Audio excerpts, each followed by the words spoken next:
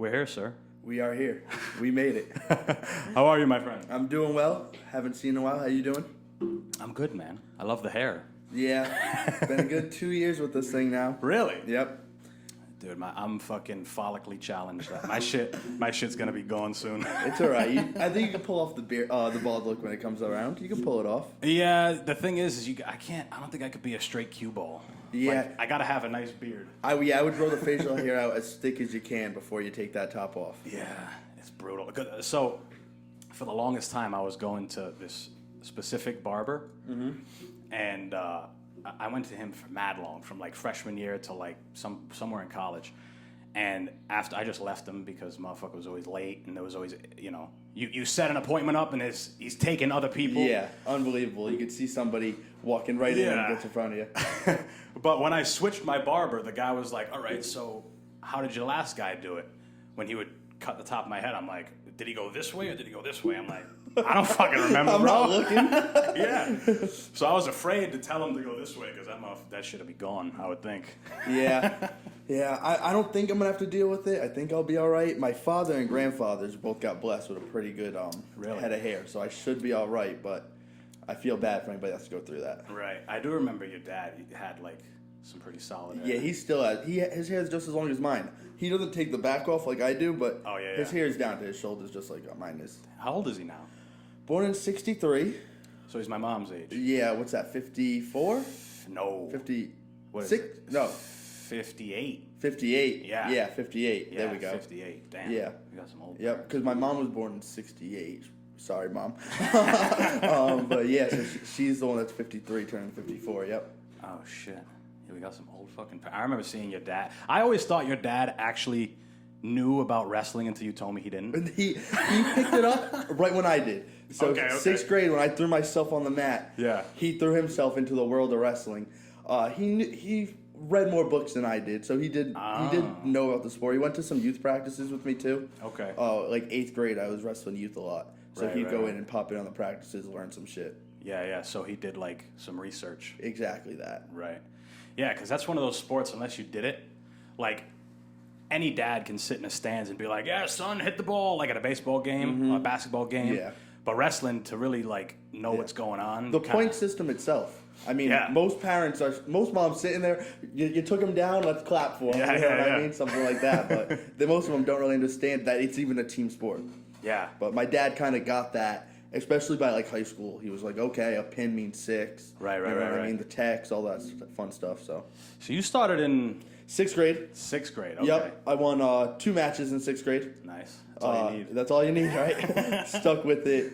Only lost 2 matches in 7th grade, and then I'm pretty sure I was undefeated in 8th grade in match play. Tournament play, obviously, I wasn't. Came in a couple seconds, couple thirds. Right. I used to love the tournaments for some reason. Yeah, they were. It was like an all-day thing. They were the funnest things ever, to be honest. I love the whole atmosphere of it, being there, the sparring on the mat before. Like, that's what I really love. I love all that with the team. Fucking around on the mat. Yeah. That's what you do the team sports for. Exactly. I mean, I hate all the bullshit that comes with it, the working out and all that stuff, but I loved the sport of wrestling. Yes. Like, I love to get on the mat and wrestle. Right. It's just, to be the greatest or to be even good, you got to put the time in, and I didn't have it at the end. Right. I remember, I forgot what year it was. It might have been the year before you stopped wrestling. So I went up to junior year. Yeah. But I remember we were going somewhere. We were going to some fucking tournament, and you came up to the front, and you were getting ready to tell Torty, like, I want to stop this or whatever. But I think he had already gotten word from somebody about it, and he started to, like, almost make you feel bad about it or something. And you're like, I came up here to quit, but, like... That fucking guy, he knew how to play with your emotions. I just didn't have the love for it anymore. Like, to be there every day and to run in that pit, you have to want to be there. If you don't want to be there... Like, fucking leave, it's miserable. Yeah. And by junior year, I was into baseball. I was into other aspects of my life. Girls, going out, smoking a little weed, drinking. I was like, wrestling's not that fun. Right. After a while, you want to get your dick sucked. Yeah, exactly that. Once you get a little bit of that in your life, it's like, listen, Tony, I love you, but I spend 3 hours with you. I can't do that 5 times a week and Saturday mornings. Right. Saturday mornings, I forgot about those. Yeah, running at Birchwood during winter break Everyone's eating fucking Domino's pizza, not us. We're running in the Birchwood gym. Right. I remember, what was dude's name? Gerard. Oh my god. Tori would get so heated at him because that motherfucker didn't want to do anything. He's yoked up now. Is he He's really? shredded, yeah. I haven't seen him in a while. Yeah. Always a great kid though. Yeah. Yeah, he always used to stroll in late all the time. I mean, I can't lie. When I got older, I did the same thing. Right. My freshman year, I won the Ironman. Yes. Yeah, I didn't miss a practice or a match. Mm-hmm. Sophomore year, I think I did it too. Yeah. I think junior year is the year that stopped. I missed like 4 or 5. Because once you miss one, you might as well miss a few. Yeah. You know what I mean? That's the thing, yeah. Once, it's all habit forming. You fucking start something. It's, I was watching, are you familiar with Jocko Willink? No, can't say I am. David Goggins? Maybe?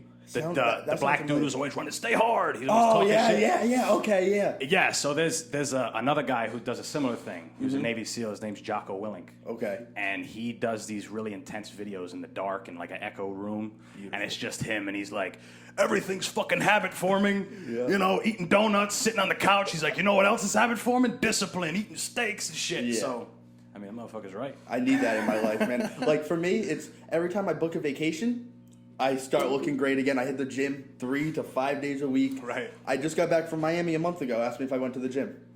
Did you go to the gym? Once. I actually went twice the week we got back. I was like, all these motherfuckers are gonna think I'm not going to the gym. I'm going to the fucking gym. Yeah. Went twice the next week. After that, excuse after excuse. I'm not showing up, man. Come on. Right. I got to book another vacation. Right. Yeah, that's what gets you motivated. Yeah. I know what you're saying. Yeah. I mean, it's funny when you're younger, you think that you'll do that shit all the time forever. Exactly. You don't think anything will get in the way. Especially wrestling, being taught that we can cut weight so quickly. Yeah. You know what I mean? Like, I know if I buckle down, I can lose 5 pounds in a week. Like, that's nothing, really. Mm-hmm. I've lost more. But it's not going to be that way always. I'm even realizing that now. Like, now I work pretty hard. Only 2 pounds came off in 3 days of working out. I'm like, what the hell's going on with me? Yep. Yeah, and as you get older, you don't realize, we're not even that old. We're talking like we're fucking 40 years old. Like I have a crook in my back and I have a hob leg. Yeah, but, you realize there's shit that gets in the way. You don't think of it because when you're in high school, even college, when you're in both of those places, a lot of your shit's regimented. Yeah. You know when you're going to class. You know when this is happening. You know when you got practice. I can go to the gym today. I can go to the gym every motherfucking day because I know how my day's laid out. And you try your best to do that as an adult. You try to make a schedule. Yeah. But shit happens. Mine's just not working for me. Right. I got to be at work at 8:30. Uh-huh. I leave at 5. So that means gym at 5:30. Yeah. Everyone's there. I just worked. Yes. The mind's not in it. Mm-hmm. I haven't smoked a blunt yet. I haven't played Xbox in 23 hours. Right. Got to get on that. Yeah, I'm like, what the fuck? What the fuck is this? Yeah. I wake up at 7. I work 8 to 5. Yeah. I want some time to myself before I go to bed, but who wants to keep working? The time for myself should be the gym. Yes. And that's what the brain has to train itself to do. It's just, I know my weaknesses. Yeah. I know my weaknesses, man. Yeah. And you indulge. I do the same fucking thing, dude. Yep. I'm trying this month to not smoke any weed. I'm trying. Good for you, man. It's hard. I'm already irritated. I've went, so I started smoking weed in middle school. Right. Got caught, got my ass whooped, all that fun stuff. Didn't smoke again until I was a sophomore. Then from basically sophomore year on, I smoked every day. Got into some trouble my junior year of college. Wasn't allowed to smoke anymore. Okay. Went 3 months cold turkey. The first month is hard. Mm-hmm. But once you get past it and you do a whole month, you might not even smoke the second month. Because you're going to feel better. And then it's going to be that one time where you're drunk, someone passes the joint, you smoke it, and now you're right back into it. But it feels so good to be off that shit sometimes. Yeah. The only thing I have to tell you is the dreams, when you cut it out, how long have you been off? Shit, what's today? June 2nd? 2 days? 2 days, all right. You made it day 2. Barely. I would say the 7 to 10 day mark, the dreams are what's going to fuck with you. Yeah. What do you mean? The dreams get realer. As a pot smoker, how often would you say you dream? Do you say you dream a lot? If you go to bed high, Do you dream? No, not really. Okay. No, not really. Stay sober for about 2 weeks. The dreams are going to hit you in the mouth. I'm talking, you might wake up sweating. Yeah.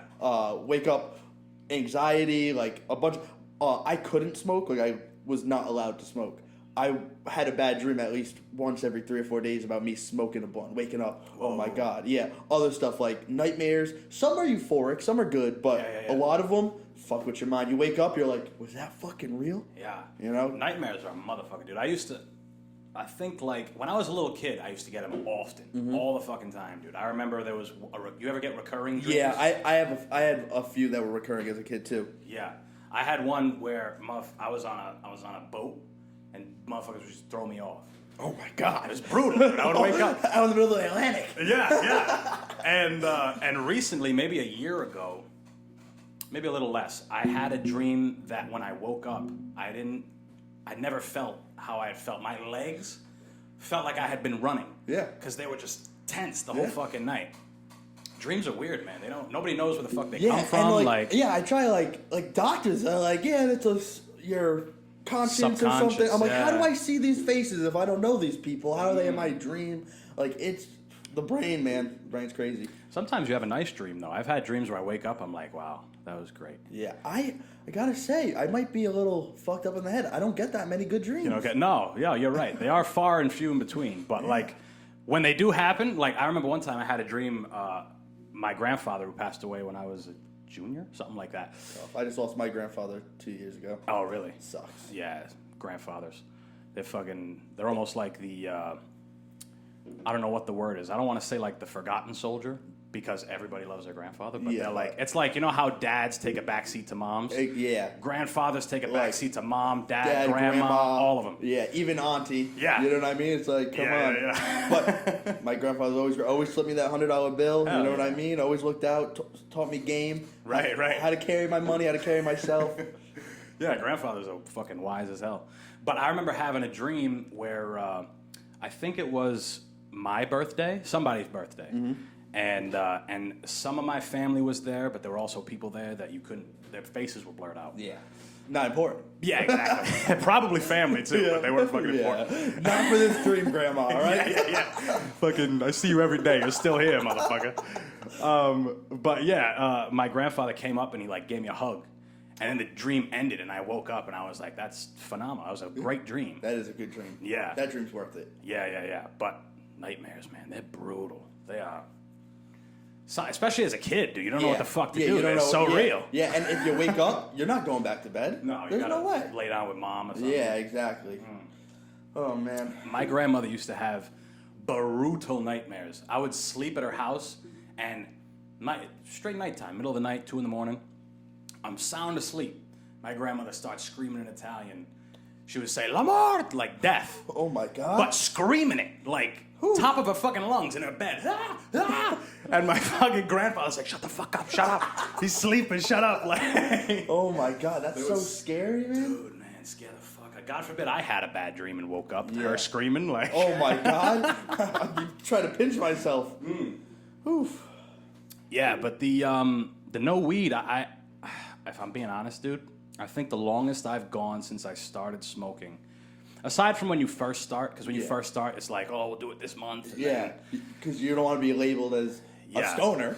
Right. You can't do that. I remember being younger and being like, no, I'm not a pothead. I smoke, but I'm not a pothead. Yeah. Like, now I can completely embrace it. I'm like, me too. I'm high all the time. I might get a pot leaf tatted on me soon. It might be my next one, you know what I mean? I'm going to hide from it. I love it. Right.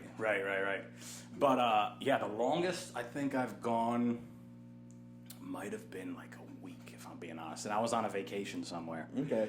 Like, where I couldn't get no weed. Yeah, I went 3 months. I went another month, and then since then I try to say, I'm not going to smoke today. Yeah. But then it's like 8 o'clock at night, I'm on Xbox. I'm bored. Smoking, you know what I mean? Or I can't sleep. I'll smoke. There's always a reason to smoke. Yeah, you don't realize you have some sort of a dependency. Exactly. Until you stop doing it. Yeah, and like there's times where I'm high and I'm like, I don't even need this. Like, why am I smoking? It's because you're high. Yeah. Like, it's like, yeah, you put it down, buddy. Yeah. Like, come on. it's like eating a fucking fat-ass cheeseburger, and you're like, damn, I'm a fat bastard. That's me every time I get a pizza. Yeah. I eat 5 out of the 6 slices. I don't need the 6th slice. Well, I'm gonna leave a 6th slice. yeah. I'm gonna leave. Exactly. Who am I? You talk yourself out of things. Yeah. It's fucking weird. I'm I'm lying. I'm attempting to quit the Juul or the Puff Bar or the disposables or what I'm on. Tough. Yeah. Last week, I went Sunday night to Friday night. Didn't touch it, so that's like 5 days. Mm-hmm. This week, didn't have it Monday night, all day Tuesday. Today's Wednesday. Yes. Didn't have it today. Damn. But my birthday's Friday, so shit. it'll be bought on It'll Friday. It'll probably be in my come pocket on Friday. But then we'll try again next week. You know, it's Right. if I drink, I want it. That's Yeah. really what it is. If like I can't smoke weed inside it, I want to smoke something. Let me smoke this. Right. I find that to be the case when people get drunk, they want to smoke a cig or something. Yeah. I've never had that inclination. It's weird. Good for you. Yeah. The fucked up thing is like I never smoked cigs. I smoked one in 8th grade. Never smoked them in high school. Yeah. Got to college, smoked a few to be cool. Didn't like them. Really didn't even like them. Yeah. And then the Juul craze took over. You hopped right on, I was hitting them. Yeah. And then I would have one over overnight and be like, oh, this is awesome. And then I buy my own. Then Right. you lose it, so you buy 10 more. Yes. And by then you're just fucked. You're just fucked. I think the interesting thing about a Juul, and I've said this a couple times to other people, I think the Juul is a great thing if you're trying to stop smoking cigs or trying to stop smoking that thing, because typically, and you may be able to attest to this, when you have like an addiction, we can call it, or something you do very Dependency, often, yeah. dependency, yeah. You're not wrong when you say addiction. Right, it's the same fucking thing. You fall in love, you're really addicted to the ceremony of it. Yes. As a smoker, you sit down, you break open the wood, Yeah. you fucking, the lighter, the whole thing. Exactly. That doesn't exist with a Juul. The Juul's like a phone. Yeah. It's in your pocket the whole time. So if you're just starting out and you're not addicted to anything, you're obviously going to get addicted to that. Yeah. But if you're a person who typically smokes cigarettes and you want to get that pack and open the new pack, Open the pack and slap them, Yeah, and the warm burn of a cigarette. Yes, but as a person who's just doing it to do it, it's a different addiction, and I wonder how that can be combated, other than like just refraining from doing it. Yeah, I packed the Zins you might see in the just so I've packed lips in my day, but they're gross. No one wants to talk to you with a freaking pouch of tobacco in your mouth. Right. So I do the pouches of nicotine. Yeah. But yeah, it gives me nicotine buzz, but I still want that nicotine hit in my paws, in the back of my throat. Like that's what I want. I want that hit in the back of my throat. Sure. So I can. Oh, okay. This is what I love. Like that's the body's trigger. And so once you start on those Juuls, that's what it is. The real reason why I'm trying to get off them now is a lot of them are fake or made by who God knows. Like nobody knows who's making these things, so you don't know what's in them. They're not FDA regulated. Like so, I could be putting anything. It's a mystery box every time I hit one. Right. You buy them from your local food mart or anyone selling them. I'm not knocking the hustle. I hope you get your money. Right. But you're buying them. They're buying them from offline. Someone's saying that they're from Cali. You just put a sticker on a box. Like that's all it is. Yeah. You don't know what's inside them, and then I start wheezing, and I'm like, I've smoked weed since I was 15. I think these are I don't wheeze fucking like with me. this, yeah. Yeah, you know what I mean? That's like the carts, like the vape carts. The cereal carts they were selling. They're selling Fruit Loop weed carts. I'm like, what is this? Dude, I would hit those because I work in a restaurant still. Uh-huh. So who the fuck wants to work in a restaurant? I don't, but I do it because it's it's money. Good money. But anytime I could get away, I would go in the bathroom and just blast that fucking thing. Uh-huh. And it's funny because it'd be like a moment where I thought I didn't have nothing to do. All my tables are good. I go get blasted, come out, and I got 3 more tables. Yep. I'm like What that the fuck? that meme of Mr. Krabs looking back and forth. Yeah, I love that. That's me. But those things, man, you hit those and you end up getting some like, I would get like a cough that was more reminiscent of being sick rather than like a smoker's cough. Yeah, like loogies in the back of your throat almost. Itch. And it's like, Yeah. Yeah. I used to get them from my mom, but because I like you said earlier, I love breaking down the weed with my hands. I don't use a grinder. Right. I break down weed with my hands, split the backwoods, split the dutch, whatever it is, roll it up, light it up. Hell yeah. I love it so much. I thought about it. I lost my train of thought. Happens all the time. We're talking about the carts. Oh yeah, the carts. Yeah. But I saw a bunch of stuff on Twitter. I looked up for myself because you don't believe everything you see on Twitter. Right. And like the pesticides alone in those things could kill somebody. Like it's so bad for you. So I told her not to have it. Right. And when you look at them, they'll say, if they're flavored or something, they'll say like 90% THC, and you're like, what's the other 10%? Oh, it's the flavoring. What's in the flavoring? You know what I'm saying? They don't tell you what's in the flavoring. That's so fucked up. Yeah. I don't like that. It's strange. Yeah. It's strange. I stopped fucking with those. I think a lot of people did. I don't really see them on the streets as much as I did like a year, 2 years ago. Like 2 years ago, they were really popular. Right. Right before COVID, really. God forbid we had that shit. When I would think kids in high school and middle school are fucking getting high all day, bro. Are you kidding all me? day. I mean, there's some teachers that you could hit in the back of the room, bone into your hoodie, and they won't even notice. In that school, are you kidding me? Yeah. You know what I mean? Let alone the lunchroom. Nobody's catching you in the lunchroom. Nobody's catching you in the bathroom.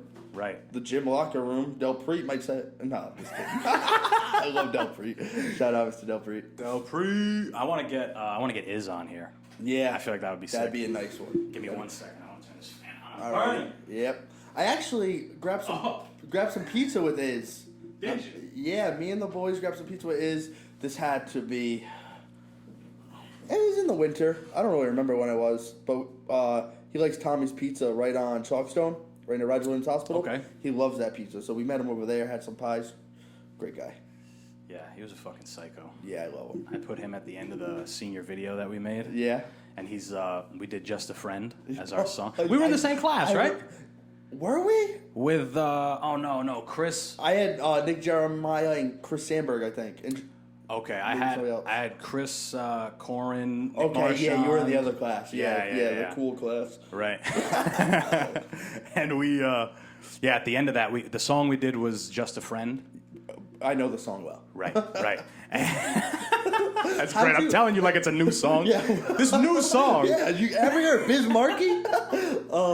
How did you guys tie that into social anything, or did you not? Was that not how it was? I forgot. No, it was like the social thing we chose was like bad relationships, like cheating relationships and shit like that. These girls. Right. They ain't loyal. Well, you find a good one, hold on to it. Right. But, we got him at the end of it to like sing. He's like, baby, you. Oh, I remember that. Yes. I do remember that. It's still on YouTube. Is it really? Yeah. Well, I know after I watch this podcast, I know what else I'm watching. We can't put nothing from YouTube on here, though, because copyright. Even though it's fucking my video. Yeah, you're in it. What the fuck? Oh, my God. I don't know how that video even stays. Some of that shit's weird. I had 2 podcast episodes that got taken down because of copyright. Because when I used to do audio only, I would put a song at the beginning. Yeah. But I did like 30 or 40 episodes with songs. Only 2 of them got taken out. You want to know what 2 songs they were? Yeah, well. They were Kanye songs. Good Life and I forget the other one. That man's about his money, maybe. Yeah. He's coming after me. He wants you bad. he wants to take down the smoking Simian. Right. Oh, shit. Fireworks. Thank God it's fireworks. Right. But, a lot of it's learning, dude. Like, I don't... if I would have told you that I would know anything about any of this shit, like, a few years ago, if you told me, dude, you're going to know a lot about cameras and whatever this fucking thing is here, and, I would have been like, go fuck yourself. I don't know any of that shit. What are you saying to me right now? I never would have thought I'd have any of that knowledge in my fucking head. And if this doesn't go like well, I get the knowledge. That's the cool shit about trying new stuff. Yeah, the key word right there was you tried. You know what I mean? No one can take that away from you, no matter what. Right. Even if you fall on your face, you tried, and that's more than a lot of people can say about themselves. Yeah, is that they tried, and the more things you try, the more likely you are to be successful at something. Right. So, and why not try? Yeah, why not? Motherfuckers are so scared to try. Like I've been embarrassed myself in more ways than one. Right. I wouldn't mind embarrassing myself trying to do something epic and not doing it, because you didn't do anything epic either, buddy. Yeah, yeah. At least I fucking attempted. Yeah, like I got closer than you did. Yeah, exactly. I saw something somewhere, some quote, one of those Instagram motivational fucking things. I turned off notifications. That's why every time we were talking, I was like, I checked every 2 minutes. I don't want them to think I'm ignoring them. I don't have my notifications on Instagram. I'm trying to get off of it. Right. Yeah, dude, believe me, if I didn't have this shit, I'd have no reason to This is Instagram's probably a good platform for this though, like to get stuff out, post on the story. Right. Yeah, well I do the Instagram. I have a Twitter again. Okay. I love Twitter. So do I. I can't get rid of it. I love Twitter. I live on Twitter. Yeah. That's the one that I like my Snap memories. You Okay. know, that's why I can't get rid of Snap. I love the memories. But I could get away with the Snapchat stuff. Right. Instagram I hate. I love Twitter. After you get a girl, what's Snapchat for, really?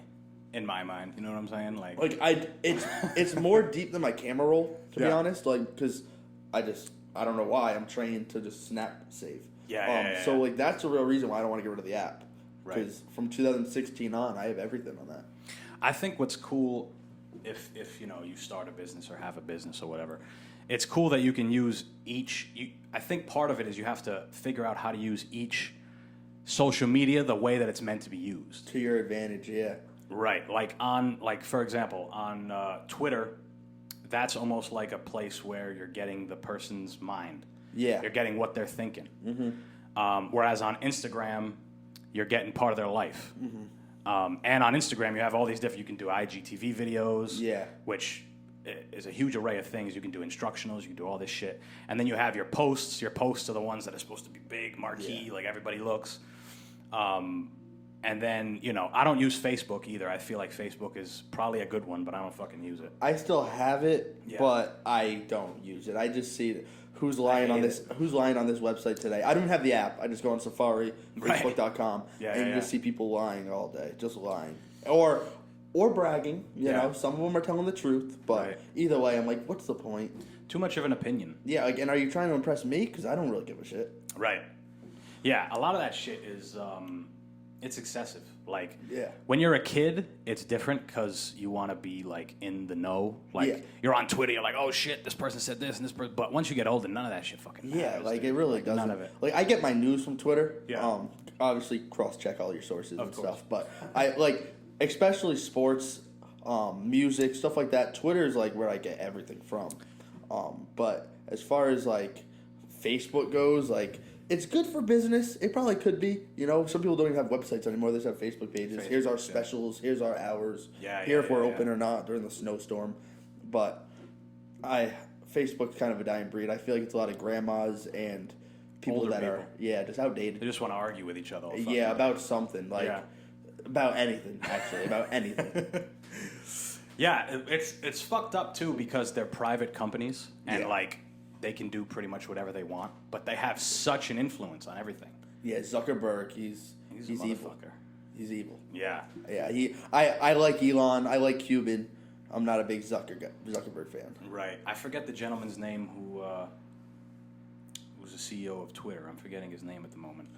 Yeah, he's not as out there as everyone else, but even he, like, you have a lot of power in your hand when you own those companies. A lot of power. Right. And, like, even if you think you're doing something good, you might not be doing something great. Right. To repress anybody, we can say it. To ban Donald Trump is a as much as people don't like him. Yeah, like This is what it's here for. Exactly. We're supposed to be talking on this motherfucker. it's, to me, everybody has a right to be on that app.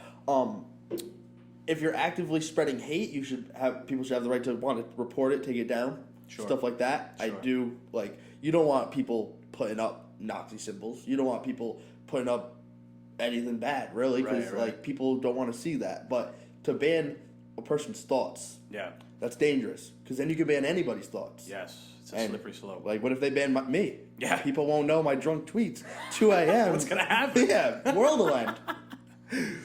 Yeah, it's. I think censorship is just. There may be a place for it if you're like, you know, CBS or NBC, like. Yeah. And honestly, if I'm being honest, I don't think. Honestly, if I'm being honest, Tell me how you really feel. yeah, I don't think that, especially when it comes to art, a real artist doesn't allow censorship shouldn't infringe on anything that someone's trying to create. You know what I'm saying? I agree. Like, right now I'm reading a book. I'm almost done with it. It's called Ladies and Gentlemen, Lenny Bruce. Okay. And Lenny Bruce was a comedian in the mid 50s up until like the 60s. Okay. And he pretty much changed comedy to what we know it as now. He was the first guy to kind of like, are you a stand-up comedian fan, kind of? I know a few of the greats. Right. And a lot of the people out today. I don't know the whole history, of course. But. Sure. But you understand that some of the greats, like George Carlin, like Richard Pryor. I love Carlin. As much as people hate him, I love him. Right. But the reason why they're so good is because they are social critics, essentially. Yeah. They criticize the president. They criticize, hypocrisy, these type of things. Lenny Bruce was the first guy to do that. But he was doing it in the late 50s and 60s. Wow. And he was the only one doing it. So this motherfucker was getting arrested because back in the day, obscenity was a misdemeanor. You can go to jail for it. Okay. And clubs were getting shut down because of him. Like, he got blasted by this country. He wasn't able to work anywhere by the time he died of a heroin overdose because just fucking terrible situation. Yeah. But and then so many years later, now anybody can say damn near anything the fuck they want. Yeah. I mean, he broke down barriers for sure. Yeah. And it's fucked up. The people who start that shit, they never get to see it. They never get to see their work completed. Like, that guy was going to jail and fucking closing down clubs and doing all this shit for essentially for us. Yeah. For us to be able to live the way we want and post wherever the fuck we want. And it wasn't always like that in America. And that's what I love America. I'll say that loud and proud. I love this country because we can say whatever we want. Right. And we have that right because of guys like that and because of plenty of other people before us that we won't even think about. Right. Which is why people get very upset when these censoring things happen. Yeah. Because we've gotten to a place where anybody can...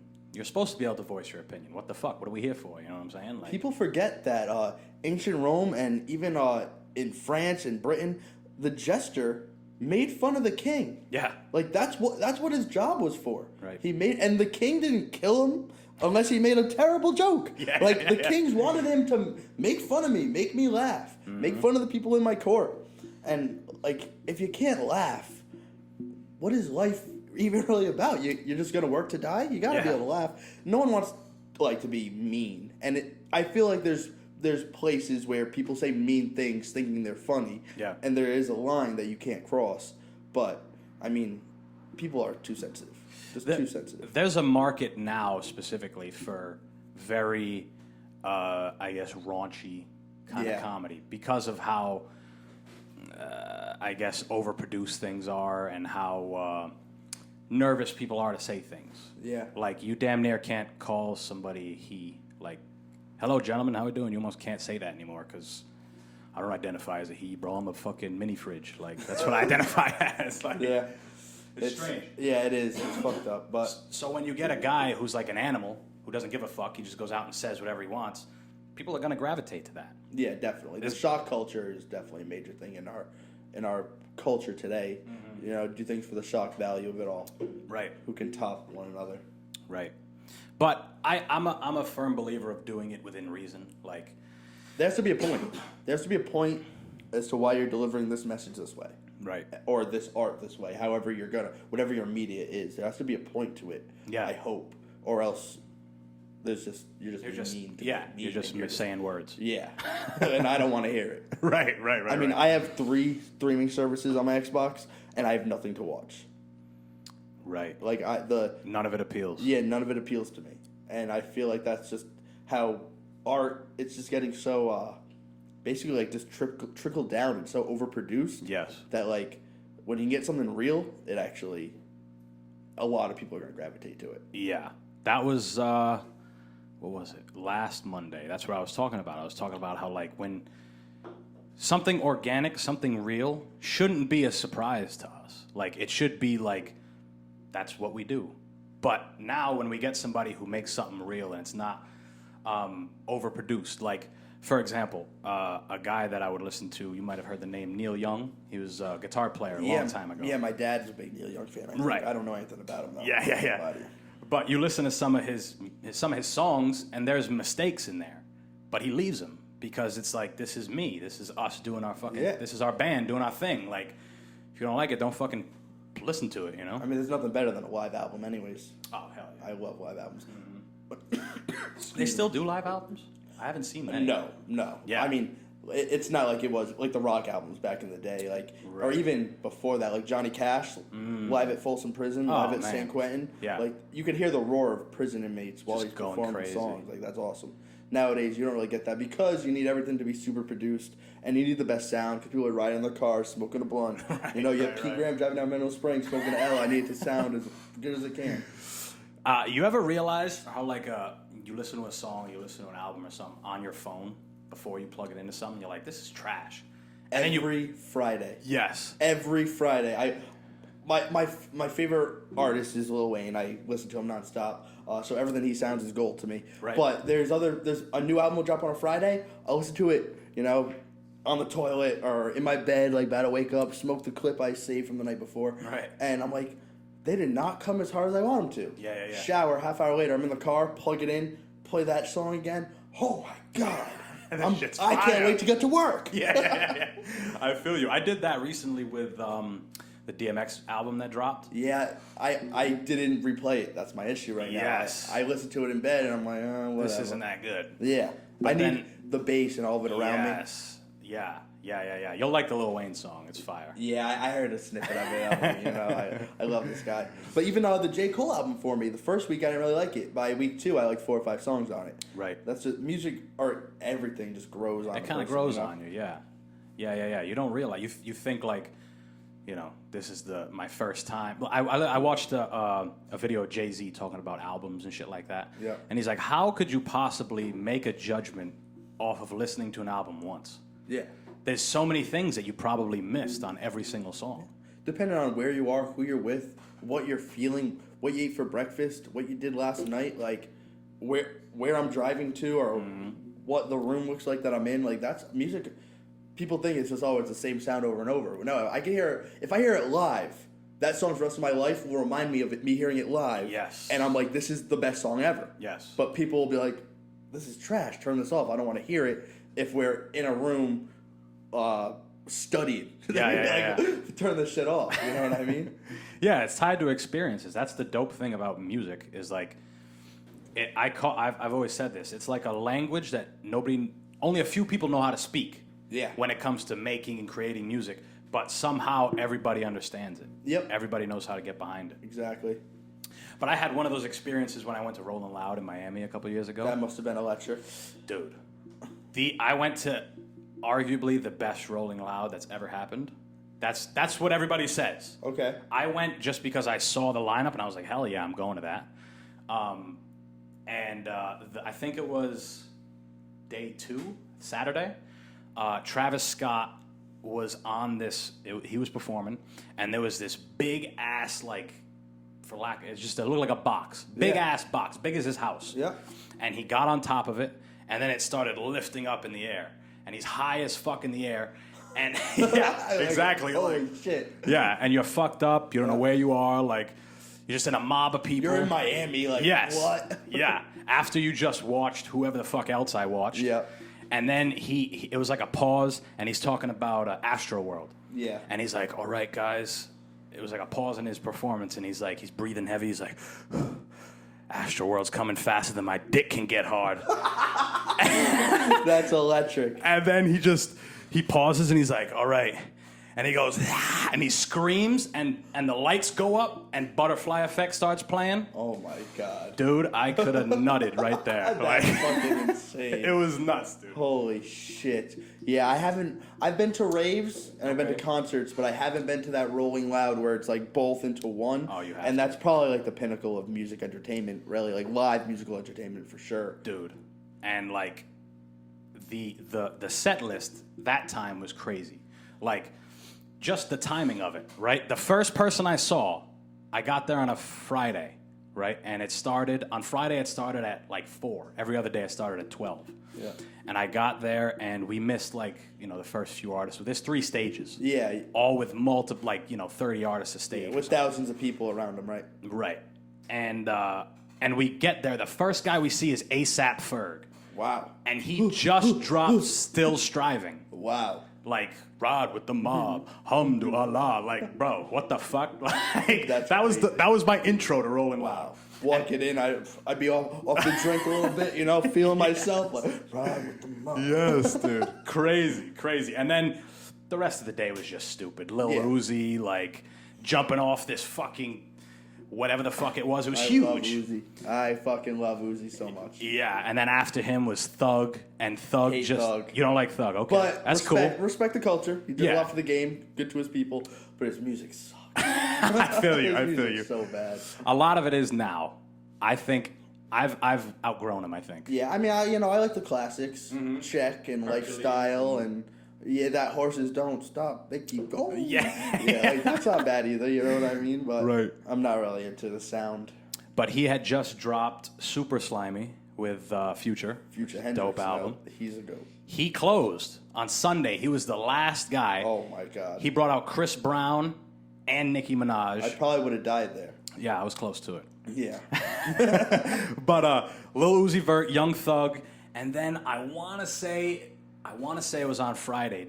Meek Mill, released from jail the same day, pulls up on ATVs on the stage with fucking, and then Tory Lanez comes out, Lydia, fucking fire, dude. He was a special guest. That's fucking insanity, bro. Oh my God. And then to close Friday night, J. Cole after he dropped KOD. Wow. Like, and I'll tell you, I was so hammered, I fell asleep at Rolling Loud. Like, I fell asleep in some places, but oh my God. When J. Cole came out, I would have lost my mind too. He's another great one. yeah, my boy, like, How is he live? I've seen videos of him live, but like, how is Sick. he? Yeah, he can work the crowd? Oh, hell yeah. Because he did plenty of songs off the new album, but then he'll do the old hits, like, oh man, what's the one? Don't save her, she don't want to be saved. Like, that shit'll blow people up. He'll do, It's a nice watch. what's the Paula Abdul one? Straight up, now tell me, do you really want to live? That one. Yeah. He'll tear it down, dude. Yeah, he's a he's a fucking beast. animal. I actually did my 8th grade music paper, Dr. Torelli's class. Oh, shit. On J. Cole. Really? 6th grade was Lil Wayne. 7th grade was some old guy that he made us do it on. 8th grade was J. Cole. I remember when he made us do we had to pick a composer. Yeah, that was 7th grade, I think. Yep. Yeah, pick Yep. a composer. Can't tell you who I did because I copied and pasted the whole Wikipedia page. Sorry, Doc.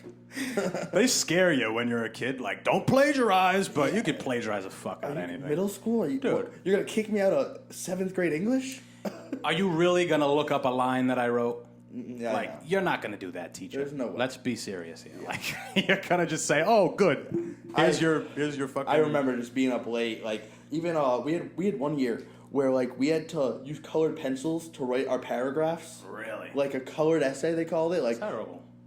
Highlight your thesis, and each 3 bullet points of your thesis are going to be in your main paragraph. And then you underline the whole main paragraph in one color. And I'm like, what are you teaching us? I know. To doodle? What are we learning? Yeah. Some of that shit is weird. It's unfortunate how sometimes schools just suck, bro. Bro, they taught us some.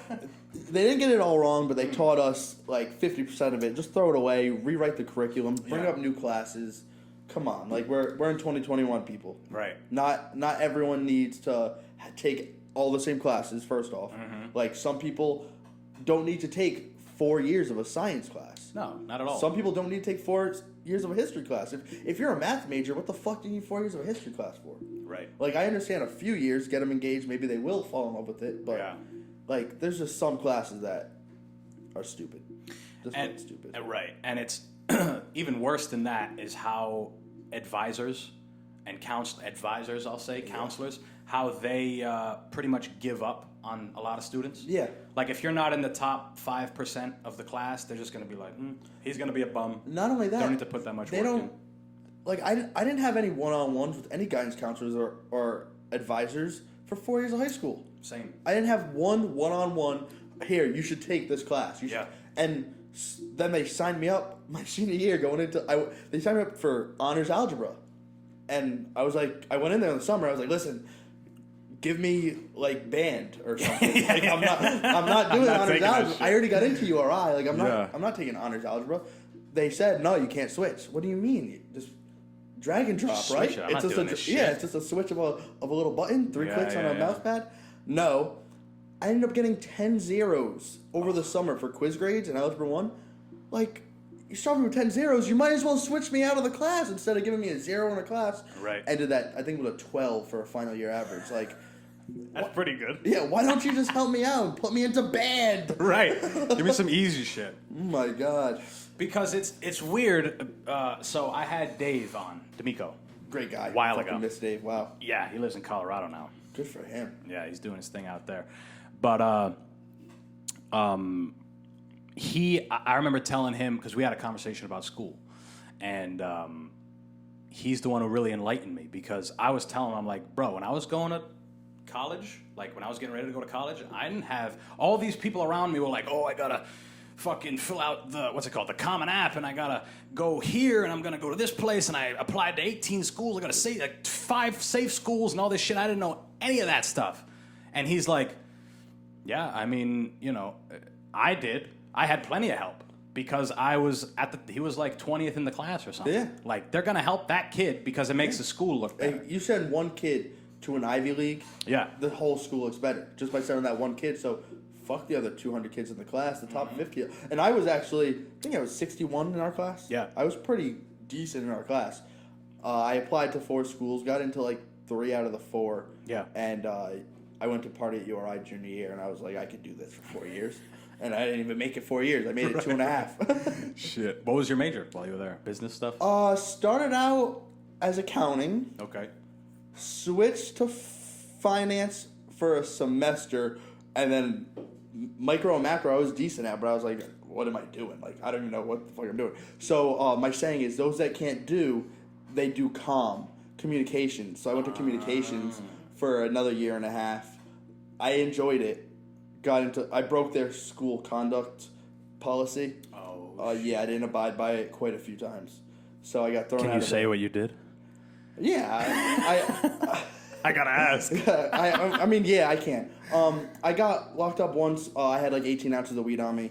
Damn. Yeah, really dumb. Holy but fuck. They pulled me over because there's a cop car, 2 Yeah. cop cars, had somebody already pulled over. Yep. I'm driving. There's a 2-lane road, or 4-lane, 2 lanes on each side. Mm-hmm. I'm in the left lane. I'm going 25, 30 miles an hour. I don't think I'm doing anything wrong. I'm just passing a pulled over car with 2 cop cars. Yeah. I guess it was perfect timing. That cop left that traffic stop, came right for me, pulled me over. I had some alcohol, I had some weed, and then they eventually got to the trunk, 18 ounces. Damn. It was like, fuck. Bailed myself out, missed the party, I was pissed. But I didn't get... Probably you are on your way to a party. Yeah, I was on my way to the party. Shit. I didn't even get kicked out for that. Yeah. They were like, all right, whatever. I got a DUI 2 months later. Whoa. Yeah. So that is what finally they're like, you don't learn from your lessons. And I didn't learn from my lessons, but now I'm a better man. Good old Dewey. Yeah. You get one and you make up for it and you show people you're good, it's okay. Right. You get a second, now you have a problem. Yeah, You know what I yeah, mean? yeah. So I'm staying under that 1 DUI range.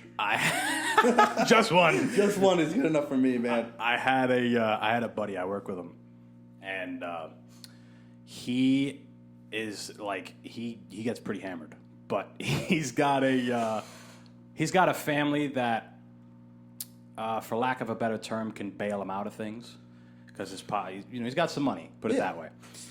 So this story he told me, bro. He was drinking gin and tonics, which is. I like a gin and tonic, but you're drinking those all day, you're bound to have a problem. And he was taking Xans or something bad. Devil's drug. Right. Stay away from... Synthetic heroin.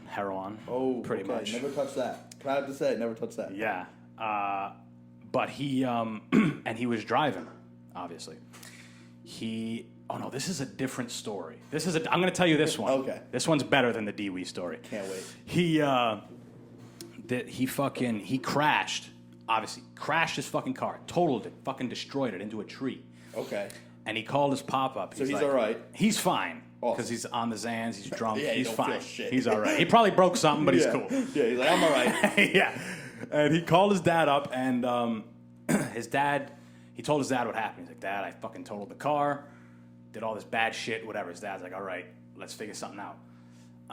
So dad comes with his girlfriend. Okay.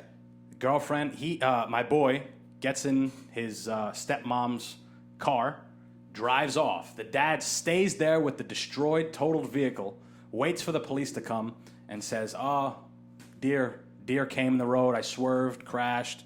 What are you going to do? But God. the police look on the other side of the trees, and it was like 100-foot fucking like ravine.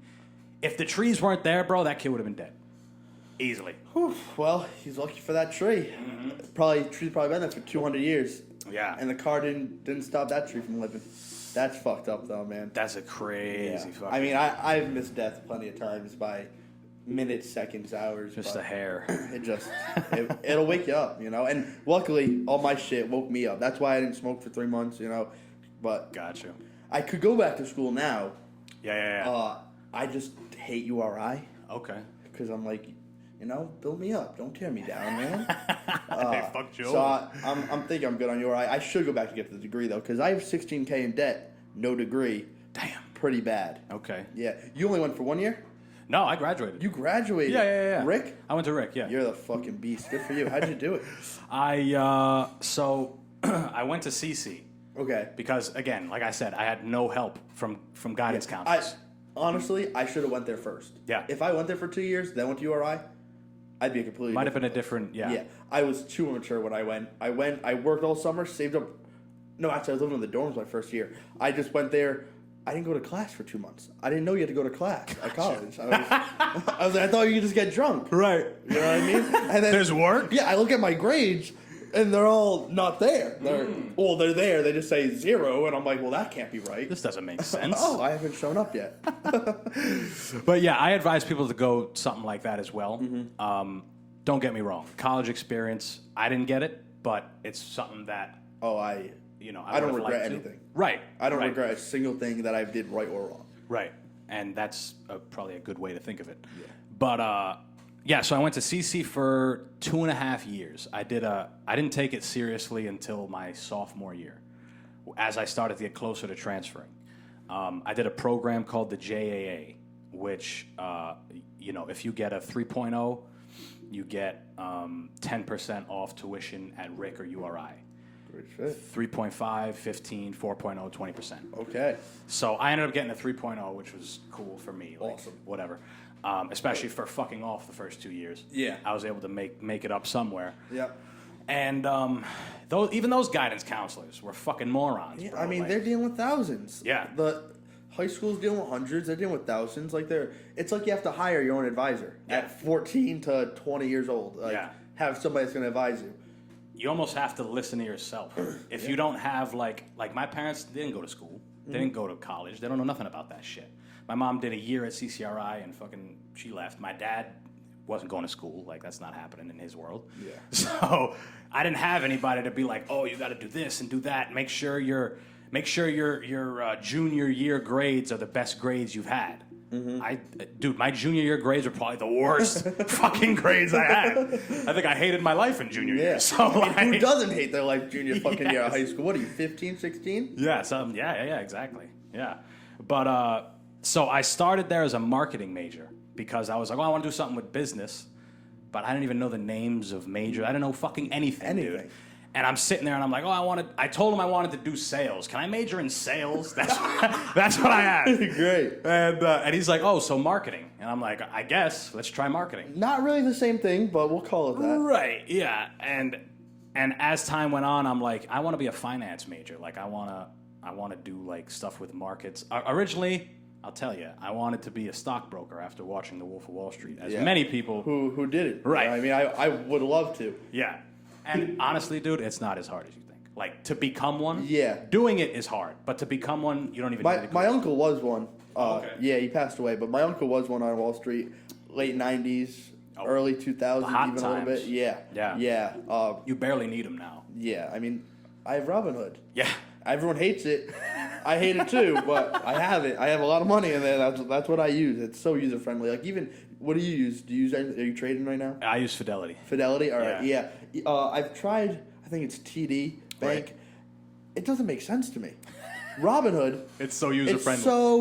It's like Apple to Android. You know how the old Androids, like, to go into your pictures, you had to go into like 2 different file things. Yep. Like, that's what TD is to me. I'm like, if I want to buy something, I have to go through hoops and ladders. Yeah. Robinhood, it's a big green buy. I'm like, I know what I'm doing. I know what I'm doing. Robinhood changed things in a couple ways. because they were the first ones to start doing no commission trading. Yep. Which all the other companies followed suit after that. Another thing they did was bring a lot of everyday people, because of how user-friendly it is. It got a lot of everyday people into the market. Yep. Which is good, but it's also bad because it's adding a lot of noise, a lot of more or less uneducated opinions, we can say. X factors, really. Yes. Like to the suits and anyone that's been in it for a while, not even the suits, but I'm sure it was an X factor come COVID March, COVID April. Yes. Like that. I feel like that's really when everyone hopped on the wave. It was right around when COVID hit. People were working from home.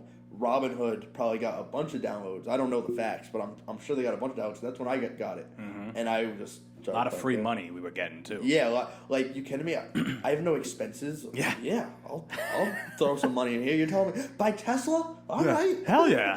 Make $50? All right. Yeah. Money's money, right? Yeah. But that's the thing is like you see it now with a lot of the quote unquote meme stocks. Yeah. Wall Street Bets was a fucking the GameStops thing. and all that fun stuff. And he's having a surge again. Yeah. But the thing is there's something called the Greater Fool's Theory. I don't know if you've ever heard of it. I saw you actually post about it a little bit. I read into it a little bit. I was like, this guy knows what he's talking about. Well, I've been talking about that shit.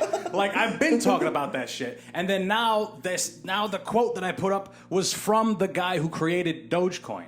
He's saying that 99.9% of the crypto market is the Greater Fool's Theory. Yeah. It's just another guy who's willing to pay more. Yeah. Pay more. Yeah, exactly. That's what it is. The people want it, so it's driving the price up, but the actual price of it is still it's attached to nothing. Yeah. What's it attached There's nothing to? backing it. But people's argument to that, and don't they say the dollar isn't even backed by gold anymore? It hasn't been for a while. Yeah, so isn't that like a common argument to like the whole crypto thing where it's like, well, the dollar's worthless anyway, so why not throw it into this worthless thing?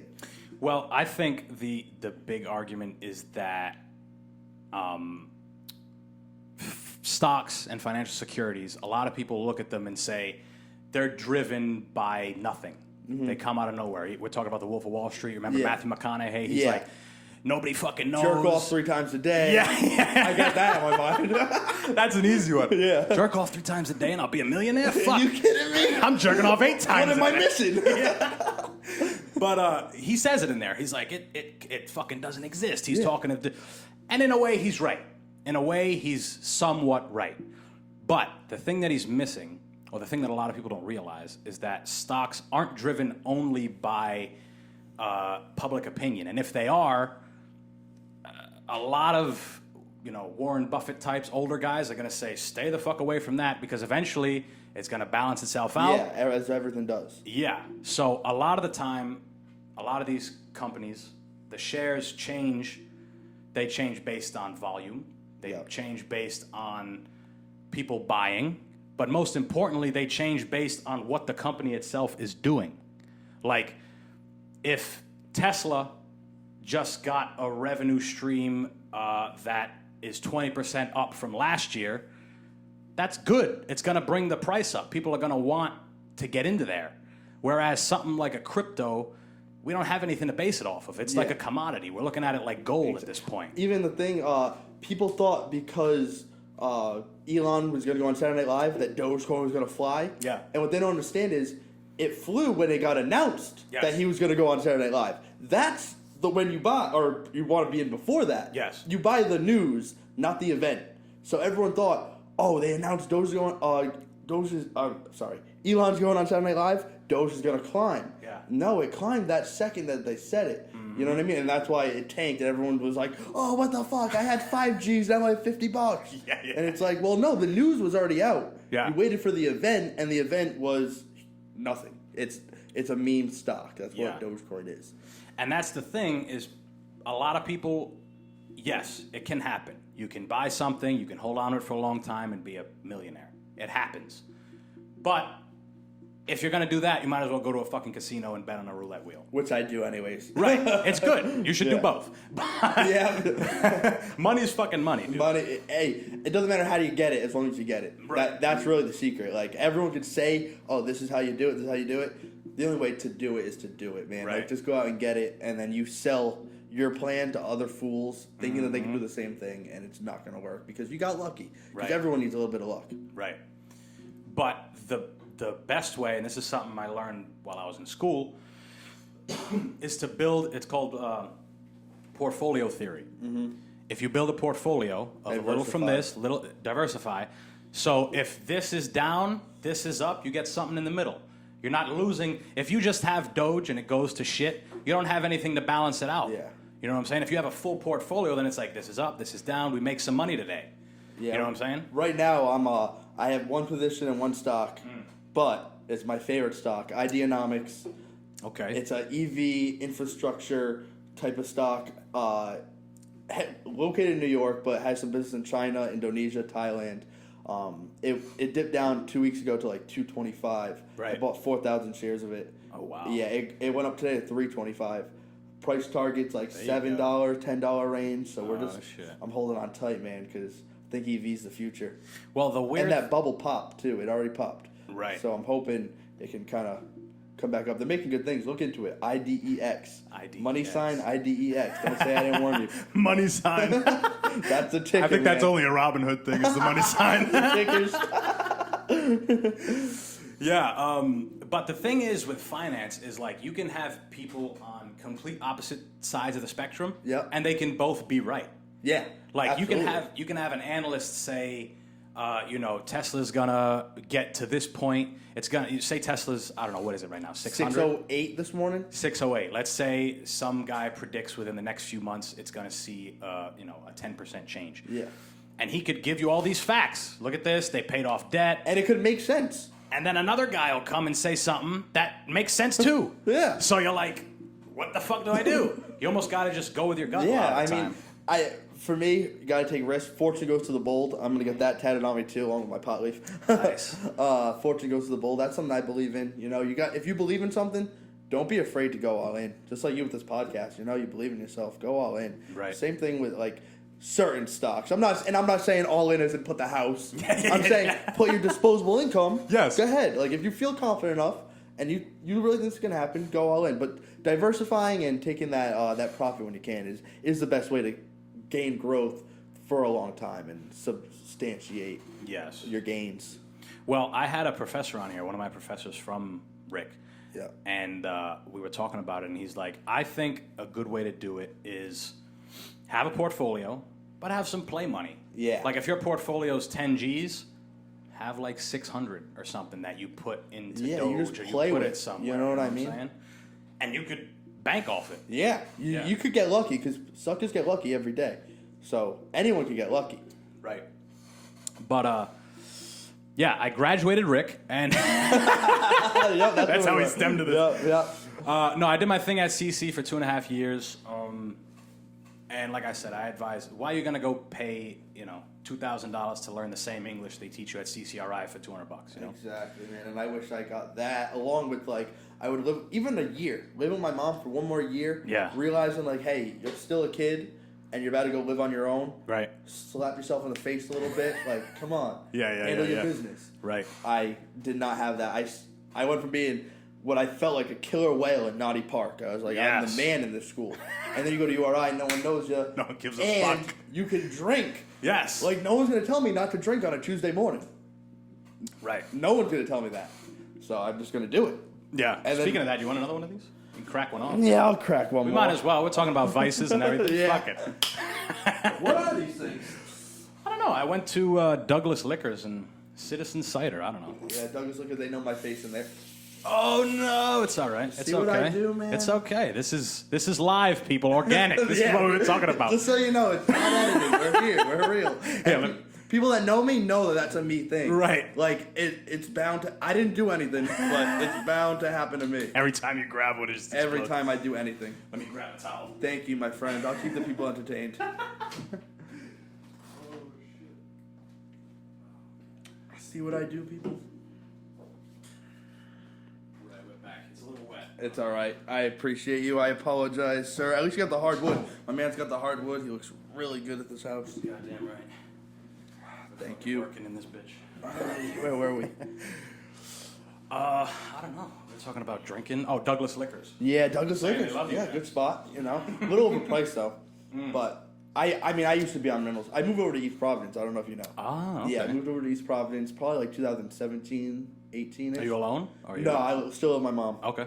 She takes great care of me. No, that's great. You know, I do a little bit for her. She does a lot for me. There A you lot go. more than I deserve. So she's great. Right. But right. yeah, I live over there now. So I'm not over here as much as I should be, but I'm still here like at least once a week. I Right. come over to this side of town. Yeah, I mean, all the people we know are in this area, you know what I'm saying? Yeah, exactly that. Yeah, I mean, I was over on the east side for a little while. I was telling you before. I was living over on Wickenden Street. That's awesome. I love. It's like near Fish Company.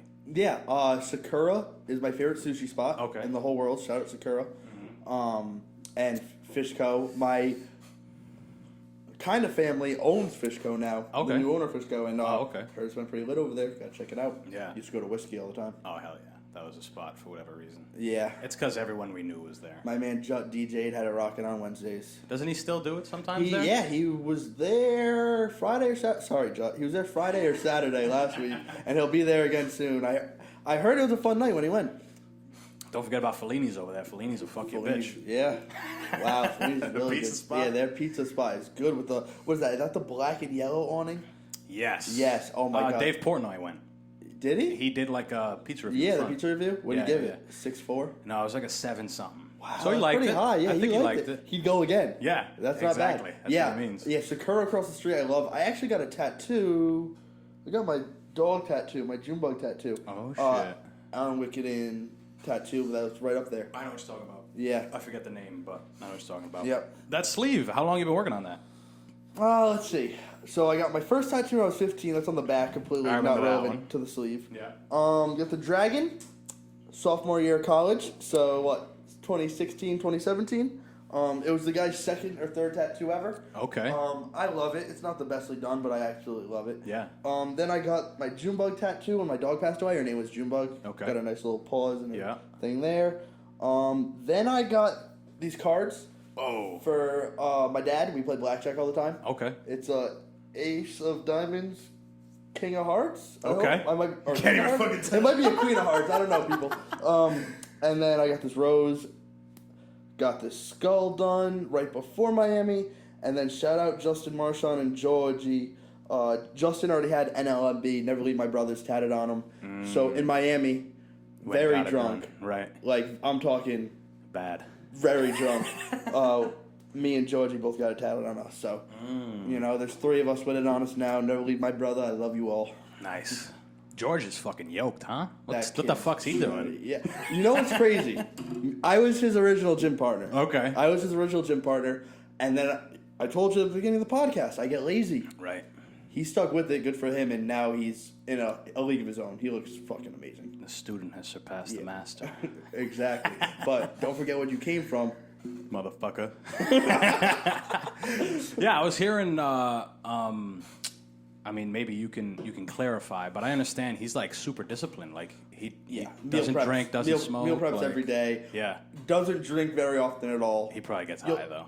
Yeah, little bit, don't yeah. we all? Everyone has their vices. He Yeah, he smokes his weed. Right. But actually, he's the only kid I know. He can smoke a blunt and go do some cardio. Me. Really, I smoke love blunts. that shit. Yeah. I will get stoned and I'll deadlift 300 pounds. I don't give a fuck. Oh bro. my I love it. God. I love it. I can't smoke before the gym. I Really? cannot smoke a blunt before the gym. Interesting. It just can't happen for me. I hate it. I Yeah. don't like it. I love it right after. Already rolled in my car. Perfect. Perfect. Yeah. But before the gym, Oh hell yeah. I'm like, let's go smoke another one. Like, there's pizza. Yeah. Down the street or something. What are we gonna go lift? Yeah. On it? You want me to Lift curl what, something? bro? Like, for what? For why? You ever see that video? You probably saw it of Lil Wayne. He's like, I lift blunts every day. I curl blunts every day. Brute. Yeah, but I'll get high and go. In fact, I actually like doing cardio stuff more so when I'm high than I do lifting when I'm high. I'll tell Really? you It that. gets you in that right mindset? I think so. I think I don't think about shit as much. Like, I'll just do it. I mean, I used to smoke before wrestling, and that's a lot. Right. But not matches, before practice. I would do smoke. that now. Yeah, and even baseball too. Like, I love playing the outfield high. Like, there's nothing better. But like, I don't know. I also cut down on how much I used to smoke compared to what I do now. Now it's like, if I'm talking about myself, a blunt, I'm kind of like, whoa. Yeah, I can stop. Yeah, I'm an adult now. I have real life worries. I can't smoke all the time. But yeah, I can't smoke before the gym. There's no way. Damn. I'll go train, like, you know, sparring or fucking hitting the, you know, I'll go to a Muay Thai class or something, baked. I remember one time, one of my trainers, his name is William Sukumtoth, but we call him Master Will. And his son actually fought in the UFC for a little bit, Andre. And I came in one day, fucking high as shit, stinking, and I walk in, and he's looking around. He's like, "Damn, you smoke weed, boy!" This Asian dude is hilarious, dude. But yeah, I'll get stoned. I think sometimes when it almost helps me notice where I suck. Okay. Like if I'm hitting the bag stoned, it's like, okay, let me turn this way. Yeah. You know what I'm saying? Like I feel like I notice things. I can relate that to golf. Okay. Because sometimes my first 3 holes, I suck. I make the turn, smoke a quick blunt. Right. Maybe even half a blunt. Next drive, right down the middle of the fairway. I'm like, just replicate that, baby. Yeah. But Muay Thai, is that all on your feet, or do you guys do groundwork too? That's Muay Thai stand up. So, Okay. It's technically called the art of 8 limbs. So Okay. punching, kicking, knees, and elbows. Wow. But there are sweeps. Like you can kick a dude's leg out, and he's got to get up. You know what I'm saying? Yeah. Okay. You can't follow him. That must be fun. Yeah, it's a lot of fun. You know, I haven't been able to train for the past couple weeks because I got to go see a doctor about some bullshit. But yeah, it's definitely a lot of fun. I enjoy it. I don't know if I enjoy it more than lifting because sometimes when I'm lifting, I'm kind of alone and I don't have to really take instruction. Yeah. But it's a lot of fun to just be in a room with a bunch of people with a similar goal, just trying to get better at this thing. Get working, you know. Just like being a wrestling practice. Yeah, exactly. Like working on the moves, fine tuning. Yeah. You ever have any issues with? It was your shoulder you hurt, right? Yeah. In Maine. It was in Greylock. Greylock, yeah. Yes. I wasn't there, but I heard the story. It just was hanging. fucking terrible. Do you ever have issues with that? Now that you're older, or is it all set? So the last time it dislocated had to have been 3 years ago. Okay. It honestly feels a lot stronger. I was working with a strength coach for a little while, and we were doing a little bit of a focus on shoulders. Okay. Because I told him I had a fucked up labrum. Yeah.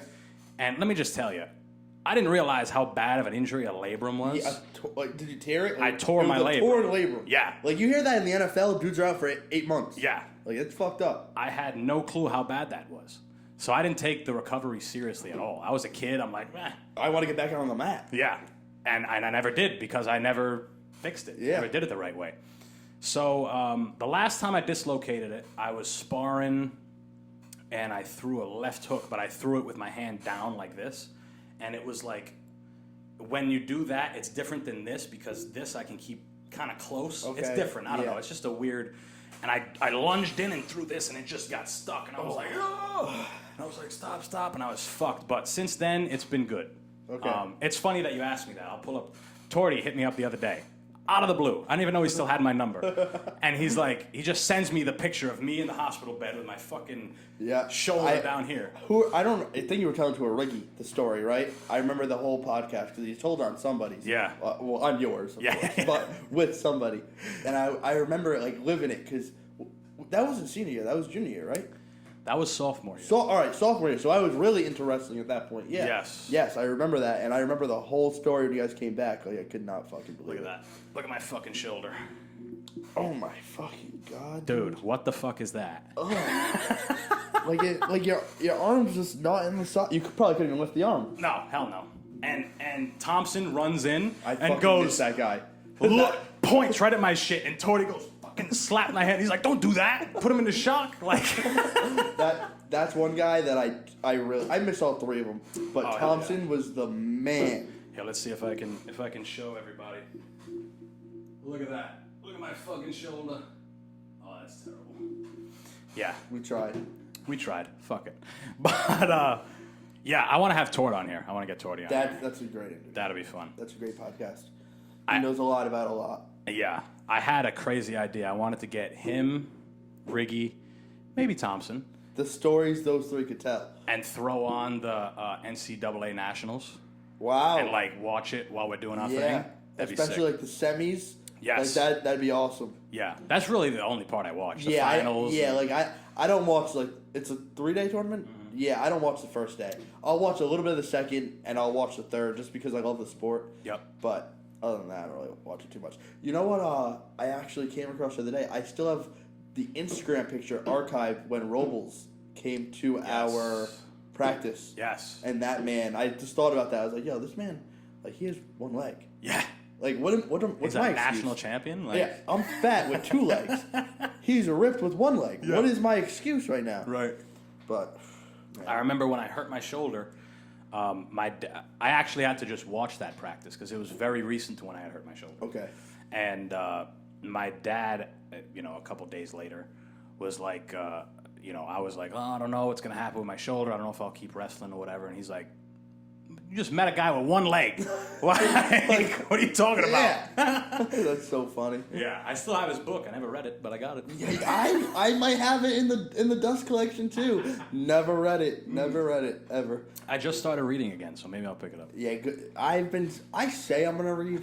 I'm like, it's am tough. I? Like, what? I'm gonna go to the Barnes and Noble? Yeah. On my lunch break? That's what I'm supposed to do? Because I just told you I don't want to go to the gym. You think I'm gonna go to Barnes and Noble? Yeah. I was there today, oddly enough, Barnes and Noble. Yeah. I got grab me a book. I got a gift. Yeah, I got plenty of books. Shit, take one. You can take the Anthony Robles book. It's signed to me, but fuck it. You can read it. Oh man. Yeah, reading. It's like once you start, it's almost like I already got books I want to read. Like I'm almost done with it. This is dude. It's a 700-page book. I've never come close to reading anything like that. I'm probably 550 pages in, and I'm already like, this is the longest book I've ever fucking read. Do you prefer fiction or nonfiction? Nonfiction. Yeah, like 100%. Growing up, I loved fiction. I could read. I read the Artemis Fowl books, the Hunger Game books. Okay. Like I like reading fiction because you learn the most from the people you talk to and the books you read. Like, sure. I'm a firm believer in that. But I don't know, like some of the nonfiction, like life coachy books, for lack of a better word, I'm like, they're playing the same game as me. How much more do they know than me? Sure. But I know what you're talking about. I'm sure some of them know a fucking damn lot more than me. I don't really do the self-help books or any of that shit, but I like a good biography. Okay. I'll fuck with that. Yeah, good biography, especially some of the legends. Yeah. Of anybody. Right. Fucking awesome. Right. I plan on getting a DMX. What you looking at? Is that from? Is that supposed to be? Is that just a random painting? Tell me what you think it is. You Johnny know it. Depp. With yes. Fear and Loathing in Las Vegas. One of the best fucking movies dude. ever. I love that fucking movie, dude. I'm so happy you realized what that was. That's fucking dope, man. That is awesome. Just smoking that long cigarette. Oh my god, driving. This is Bat Country. And he gets out, he's like, fuck. Oh my god. I read that book too. That's awesome. You read that? That's a book. It's a book. See, you learn the most from the people you talk to. I didn't know that. Nonfiction. I might have to fucking... That's a real fucking story. And it's a good book? Good book. Very good book. All right. And it's not super long. Well... It might be less than 200 pages. People, next time you see me, if I haven't done it, you have permission to tell me to read it. Send this guy a copy of Fear and Loathing in Las Vegas. Please, somebody. Do you know anything about Hunter S. Thompson? Aside from the book? No. I only know the movie. Right. That's all I know is the movie. Yeah. So that guy was an author. In I don't want to say the wrong time. I want to say the 60s is when he came. Makes sense. But it makes sense actually, the 60s. Yeah, and he was he was in the military and he used to be a cartoonist for the Star Spangled, some famous military newspaper. Yeah. But he would also write. But he created something called Gonzo Journalism. It's what he called it, and he would go to events and write about the event, but it would be nothing to do with what was going on. That's awesome. He would talk about, okay, this guy over here is doing this, and the environment and everything. Okay. So, but I don't know if you've ever watched it. I can't play it on here now. But his drug schedule is insane, dude. If it's anything close to the movie. Yes, it's very much close to the movie. Can't imagine. And I love drugs. Yeah. Let the record show. Of course. I love drugs. Can't imagine.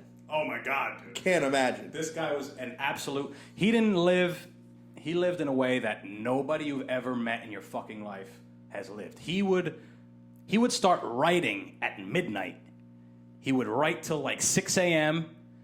and then like, whatever else, and then he'd go to sleep in the morning, and he'd wake up at like 3 in the afternoon, and he's like, okay, he had his whole schedule out. He's like, okay, 6 a.m. or 3 p.m. rise, 3:05 cocaine, 3:10 Dunhills, which are cigarettes. And then like each like interval, he's like cocaine, and then he's like, all right, then I went to this place to eat. Then he's like cocaine, and then he's like at 10 p.m. he's like drop acid, and then like throughout the night he's like smoking grass and this and that, and it's crazy. Even to go to sleep, he's like halcyon. The rabbit hole he must have went down, dude, time after time again. The way he died, or I guess the way he did it was essentially like leaving the earth. He wrote a letter, basically a suicide note, but it wasn't like somber. It wasn't like I hate my life, I want to fucking kill myself. It was like, I'm done. Celebratory almost. Yeah, I made it. I don't need to be here anymore. He was like 69.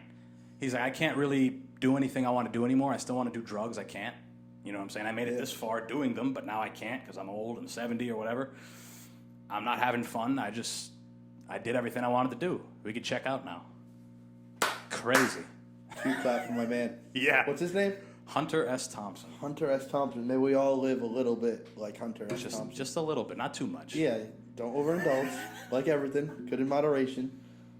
But holy shit. Now, since we're on the topic of drugs, and we can wrap this up after this, I recently, and I say recent as in maybe a couple years, started taking mushrooms.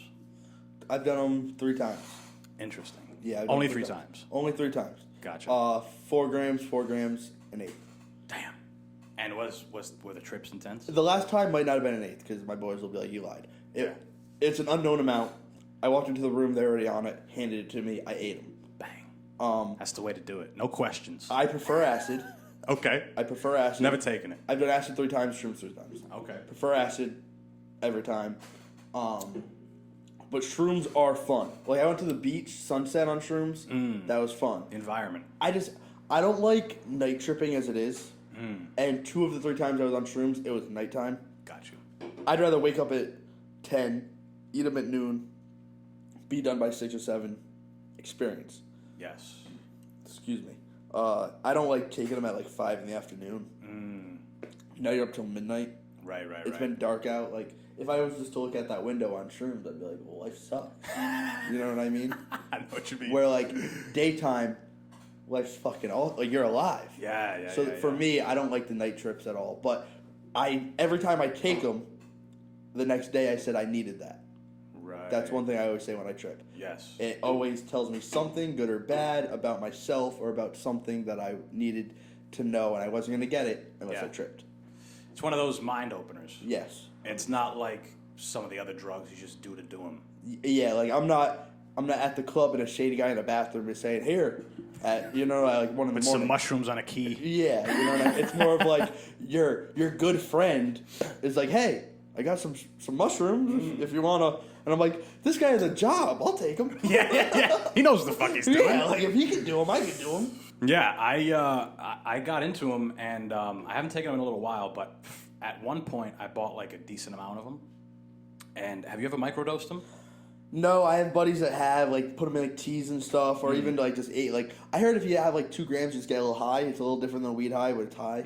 Yeah, but no, I haven't. I go straight for the big pupils. Big pupils, right? Yeah. Both are good. I think I spoke to a guy who he did a mushroom therapy, and you can actually do it with ayahuasca. You can do it with all these things. That if you he did it with like a shaman, like a guy who fucking is trying to help you through something. Yep. And he's like, if you go in it with a certain intention, if you go in it to just get fucked up and be fun with your boys, that's cool.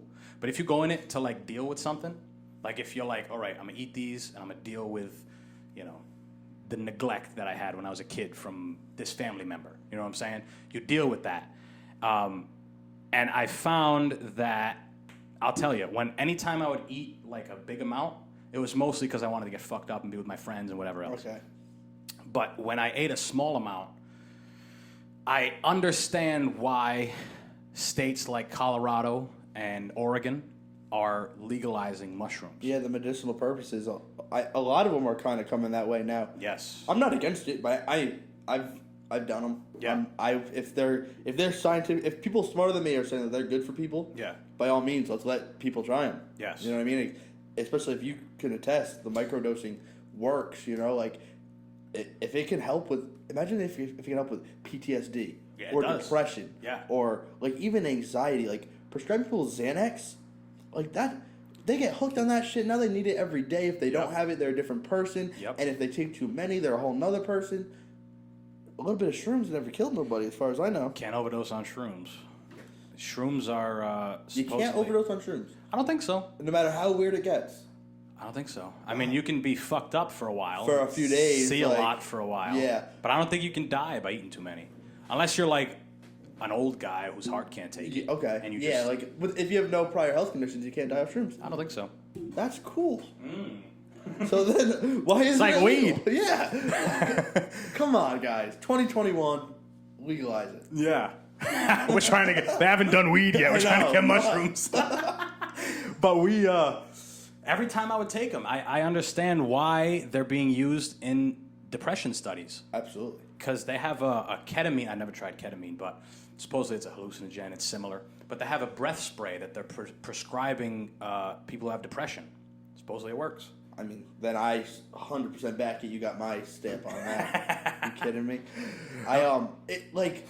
There's some times where I take shrooms where in the moment it was intense. Yeah. So I hope that however they do deliver it is proper. Yes. You know what I mean? Because you don't want to give, if someone's depressed and you just say, hey, take these at home in a closed room. I don't know if that's going to help. Blow your fucking head off. Yeah, you know what I mean? But if it's something where it's like, hey, come sit down at this study or at this group thing, you're all going to have a gram of shrooms and we're going to talk about this and we're just going to let it all flout and it's a no judge zone, that could probably be fucking beautiful. Yeah. You know what I mean? There's a lot of people who will get into groups and do ayahuasca, which you may have heard of. Nope. You haven't heard of it? No, ayahuasca. Have you heard of DMT?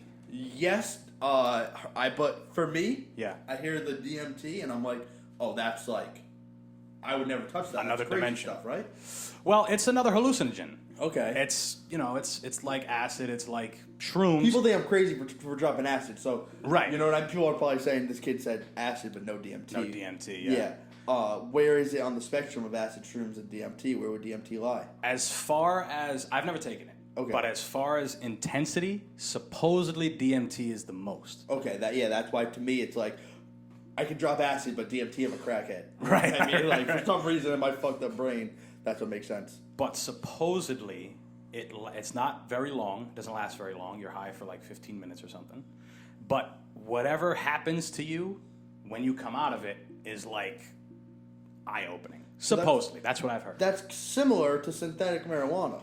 Like salvia. K2 or salvia, yeah. Yeah, like I've done salvia, and for 15 minutes I thought the whole world was sideways, and I was the only person still standing upright. I was like, come to find out, I was leaning on my buddy's shed. I was like, I was sideways, everyone else was all right. That's but for 10 minutes I was like, what's going on? How do I save this fucking world right now? Because like I can't live like this. Right. But yeah, so if DMT's more intense than that, 15 minutes. Probably see some shit. DMT is actually something we all have in us. It's a chemical that's released when you die in your brain. Okay. And when you're born, both. I forget the whole thing, metho, whatever the fuck. But ayahuasca is the liquid version of it, and it's way more potent. Like, you're that high for a long time. But people will go out and they'll do these ceremonies with each other, and they'll all take ayahuasca, and they'll wait, and they all see the same shit together. That's crazy. That's fucking wild. That, like, I can't lie. Sometimes you got me saying I can't lie. I haven't lied the whole time. You lying bastard. Yeah, there's times where I take hallucinogenics and people I'm in the room with, if I'm connecting with them on on a good level, Yeah. I can see visually us connecting, either whether it's on the ceiling or through the floor. Yeah. And like, as weird as that sounds, someone that might have never taken anything, like, so I can kind of understand why they might all think the same way, taking something that potent, because I've taken stuff less potent. And like, if me and my buddy are connecting, even for 15 minutes, I can see the connection. I can visualize that connection. I'm like, it's growing. Yeah. So imagine a bunch of people taking something that potent, and once one person says something, yeah, I feel you, man. Yeah. Me too. Oh, I see that too. Because a lot of the times when you do it with your buddies, mushrooms or something, you see something the other guy doesn't, and you're trying to explain to him, look at this shit. And then your fucked up brain doesn't see it anymore, and you're trying to explain it, but you're on mushrooms, so you forgot. It's a brutal cycle. It's a brutal cycle, man. But I got to tell you one last story before we wrap this motherfucker up. I at one point during the quarantine, actually right when the quarantine ended and we were done getting that free money, I was in a place where I needed some kind of a job because restaurants, nobody's going to a restaurant during that time. Nobody is. Wasn't making any money. So I'm doing all these odd jobs. I worked in a fucking cookie factory. Terrible job. Awful fucking job, You bro. didn't sneak some cookies every once in a while? Yeah, but after a while, this, Not worth it anymore. Like, these things, I need some milk. Yeah. Dude, that place was awful. It was one big room, and it was all like immigrant women who didn't speak no English. Okay. One of them spoke, she would communicate to me, and it was basically a big assembly line, and the owners were boomers. They were fucking dicks to these people. And I'm like, I gotta leave this motherfucker before they do any of that shit to me because I'll go to jail. I'll beat the fuck out of this old guy right in the middle of this place. And so cookie factory. Another job I did was I was delivering paint, right, for Providence Lacquer and whatever the fuck it's called. It's in Cranston. Another bullshit company. Terrible place to work for. And I would deliver paint to all these auto body shops and boat yards and all these places. And one day, at the end of the day, it was a miserable job. So if I could sneak away to get high or smoke some weed or something off this, I would do it. And one day I had some mushrooms. So I was like, fuck it. Not my vehicle that I'm driving. True. Touché. None of my product is in the back. Yeah. So they pay me for my time. Exactly. Not what I do. Exactly. And it's my word against theirs if something happens. So I ate them, and I felt better because at that job I was miserable every fucking day. Both of those jobs, and I felt a little bit better. And one of the last runs, it was a place in Providence, Delta Auto Body. It's it's right near Federal Hill. I work up on the hill. Oh, okay. Where at? I work at a law office. Sorry, guys. Social Security and personal injury law firm. Oh, okay. Yeah, I work. You know where the homeless shelter is? Yeah, like on the highway. It's on the highway. It's above the highway. Mm-hmm. So that road, Westminster Street, which is the street that classical, not really central, but like nice slice. I work right there. Law offices of Marasco and Nesselbush. And you'll need Social Security, personal injury. You call me. I take care of you. Hopefully none of this conversation ruined that job. But, so there was a Delta Auto Body, and I go in there, bro. And any auto body shop you go into, people are miserable. Like, everybody's upset all the time because nobody wants to fucking be there. Terrible job. And the woman that I was speaking to was a lady at the front desk. She was going to sign the paper and give me the thing. And I've been there before. She's usually pretty quick about it. But this day, she wanted to talk about things. And I'm high as fuck on these shrooms. Not so high that I'm seeing hallucinations, but I'm high, and I'm talking to her, and she's talking about all these fucked up things. She's talking about, you might have saw the video, it was going around a little while ago, of the guy that killed that couple in the street and then killed himself. Yeah, it's fucked up. Yeah, it was a terrible video. And you're on shrooms and she's trying to talk to you about that? She's telling me this shit, right? I'm like, oh, yeah, well, it's awful, you know. Life, man. I got to get the fuck out of here because I'm going to explode soon. And this one thing she told me, it's still hilarious. She goes, she was clearly a little racist toward Asian people. This is her speaking, people, not me. And she goes, those people are so dirty. They're disgusting. I got a girlfriend. She works at Twin River. She's a cocktail waitress. Those Asians, they spend so much money. You want to know what they do? And I'm like, well, what do they do? And she's like, they eat. They go to the buffet and they eat everything. The shrimp, the lobster, the fucking crab legs. You want to know what they do? I'm like, what do they do? She goes, they pull out their bags. I swear to God, they pull out the bags and they vomit in them and they bring them home.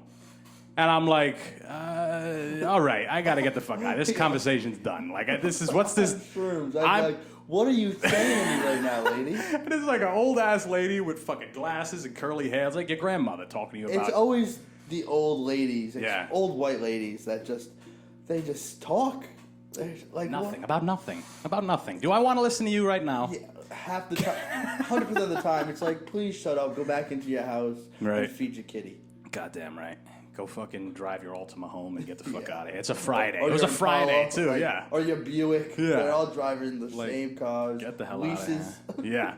She's like, I live alone. Yeah, no wonder you're telling stories like that. Do you hear what you said to me? Who wants to hear that? What man? Oh, my God. Oh, shit. Well, man, this was a lot of fun. Best time I ever had. It was great to... this might have been the first time we had a conversation for an hour and a half. Yeah. We went for an hour and a half. Hour and a half, not bad time. That's pretty fucking good. Yeah, I think we got a lot done. Yeah, hell yeah. So that's it. Do you want people to follow you anywhere? Do you give a fuck? I always ask. Maybe on Twitter. You like Twitter? Yeah, Twitter _ Pete Graham _ I think. Instagram. Notifications aren't on. Pete Graham XP. I think. It might be _ I don't know. You'll gain a whole one follower off this. Just search my name on Google. There you go. And and he'll pop up. Hopefully. All right, so make sure you guys follow me on my shit because it's a little more, I need you guys to follow me so I can make some fucking money off this thing.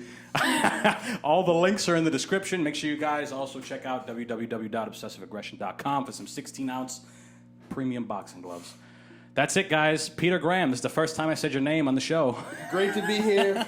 Great to talk to you. Hope to be back soon. Oh, hell yeah. We'll do it again. Peace, guys.